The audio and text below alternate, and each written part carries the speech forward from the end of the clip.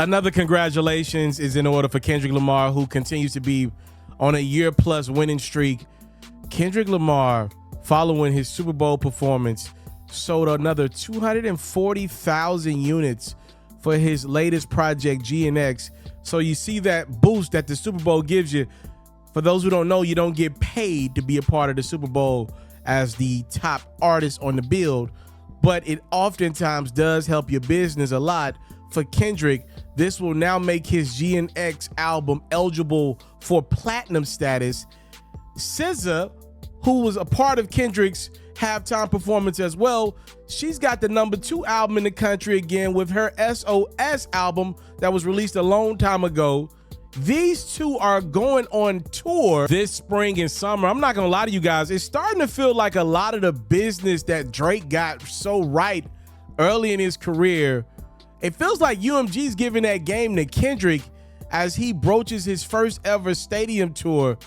He ain't missing in business. He ain't missed with not any move he's made over the past year and a half. Clearly the business for Kendrick Lamar is clicking on all cylinders. I saw a comment made from incredibly popular Twitch streamer Kai Cenat. His influence is crazy right now. He was at the Super Bowl and he was like, yo, I now know crowd sweeteners are a real deal with the NFL, because when I seen Kendrick perform, it was pretty much dead silent, said Kai Cenat. And I'm sure he's right about that, right? Like Kai saying outside of Not Like Us, that crowd wasn't feeling Kendrick. And look, the reality is Kendrick's performance wasn't about playing his hits. It was about sending a message. And it took me 2 or 3 times watching the darn thing on YouTube to get the message. And I didn't get it live watching it, right? So clearly that audience, which is made of corporate executives, most of those people are in town because their company sent them to do business the week of the Super Bowl. Duh, they're not gonna get that type of performance. Also, it wasn't a lot of us in that crowd, if you can see. Like, it wasn't for that crowd. It was for the TV audience and for you to replay that thing on YouTube, online, for years to come. So yes, Kai's right.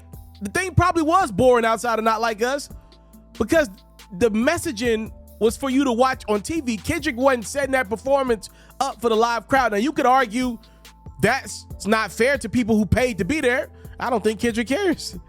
I saw Punch, the president over at TDE, respond to all the criticism that his guy Kendrick got for his captivating performance that maybe wasn't what we were used to for the Super Bowl. A lot of people like, yo, bro, I just want entertainment. I don't want to have all this messaging come my way for my 2 hours of entertainment that I get to end my football season. Punch said this online about the performance. Seeing all of the commentary surrounding the Super Bowl performance is showing that we lost sight of what we always fought for, to be who we are as artists of hip-hop culture. Since when did we want to fit in with the mainstream, LOL? Sure, we want the mainstream platforms, but only to do us, authentically us. That's what always made hip-hop so appealing. I think he has a point. I see the other side of it. I still don't know if I want us to go in front of that many people and perform diss records. I do think we're better than that, but I get it. Kendrick was himself. Messaging great. Could he have done it without Not Like Us? Maybe he says he can't. Let me know y'all thoughts. Kendrick has the #1 album for this week. Drake's gonna have it the next week. But man, that's a crazy number. Just to put in perspective, Drake's not gonna sell 240,000 units with his new project. Kendrick just did it with his album that was been out for a couple months. That's that boost of the Super Bowl. I'm out.